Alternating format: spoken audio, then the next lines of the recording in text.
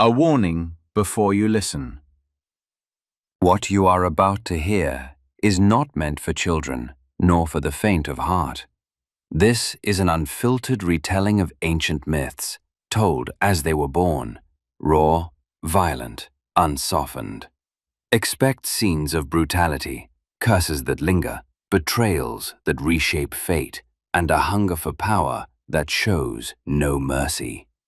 These myths were never meant to lull children to sleep. They were forged in blood, shadow, and fire. So ask yourself, are you ready to hear them as they were first told?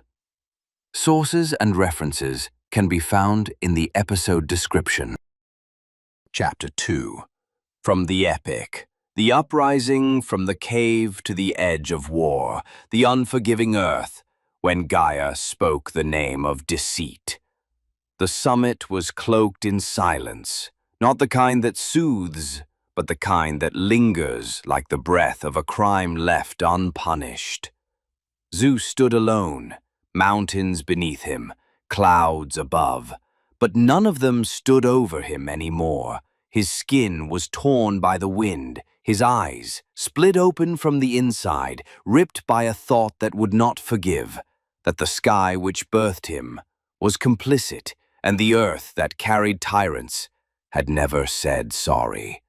Then the mountain trembled, not from a storm descending, but from her rising. Gaia, not a goddess, but the scent of beginnings, the scent before the sin and after the purity. She didn't walk out of the stone, she unfolded. Her body wasn't feminine. It was continental, scarred terrain, laced with rivers of curses and cliffs carved by the jaws of kings who stole thrones with their fists. Zeus paused. He didn't kneel. He didn't flinch, but he listened. She spoke, in a voice that had forgotten what it meant to sound like a woman. You've broken your silence. Now where will you plant your scream? Upon the thrones, or inside the mouths of your brothers who've never seen the light? He answered, like spitting fire from his ribs. I want to tear open the belly of tyranny. I'm not seeking justice. I'm looking for a place to bury my vengeance. She laughed, but her laugh wasn't laughter. It was a wound. Ah, she said, that's how children of hatred speak, not children of prophecy. She drew near, not in steps, but in fractures beneath his feet. Do you know who I am? She hissed. I armed your father with the sickle of crime. I spilled the first divine blood. I taught time that real change begins with severance. Then she spat near his foot, and her voice rose, echoing into bone. I'm not a rock in the mountain. I am the mountain. I'm not a shadow beneath your steps. I am the earth. I am Gaia. I was never born, and I do not die. I am the mother of everything. Your mother, your father's mother, the mother of the hand that forged the sickle, and the mother of the one it cut. I saw it all, not because I was there, but because I was there. I watched the sky get raped. I watched kings get slaughtered. I watched justice get strangled in a womb. And you're just a spark that slipped through an ancient crack in my chest, so do not raise your voice at me, because I am the scream that lived in this cosmos before sound was ever invented. She glared at him.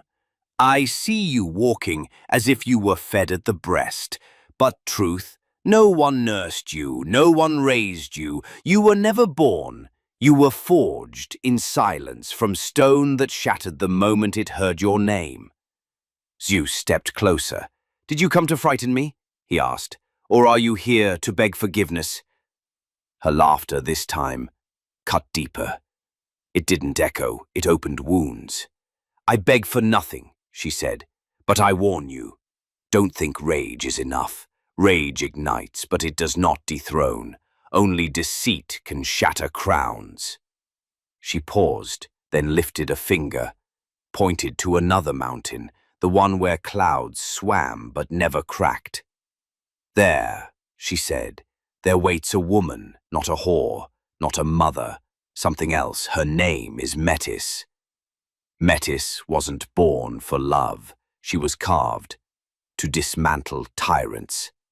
Zeus turned his gaze toward the mountain. Gaia continued, "If you wish to free your brothers, go to her. She does not offer mercy, but she remembers the names of the crushed. Metis knows how to dissolve kingdoms in a single cup and how to hang crimes inside tyrants' mouths like wine. She is the scar that never heals, the only one who will make sure you never become what came before you." Zeus stared into Gaia's eyes. "And if she betrays me?" he asked. "Then you never deserve to lead the swallowed," she said.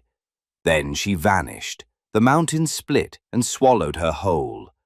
Zeus remained standing, not because the moment called for strength, but because the world no longer deserved to be carried by anything less than lightning that chose not to illuminate, but to burn. And from that moment on, the war was no longer about power. It became a war of poison. And Zeus walked, not toward battle, but toward deception. The chapter ends here, but the earth hasn't gone silent yet. This chapter of the epic has come to an end, but remember, what you've just heard is not a record of facts, but the echo of a myth, a story born from the imagination of the ancients, etched into the long memory of humankind. If this tale stirred something in you, if it opened a door to reflection or wonder, don't forget to support the channel and share the journey with those you love. And in the comments, tell us which moment in this chapter struck you the most and why. We'll meet again in the next chapter of this audio odyssey through time. Until then, farewell.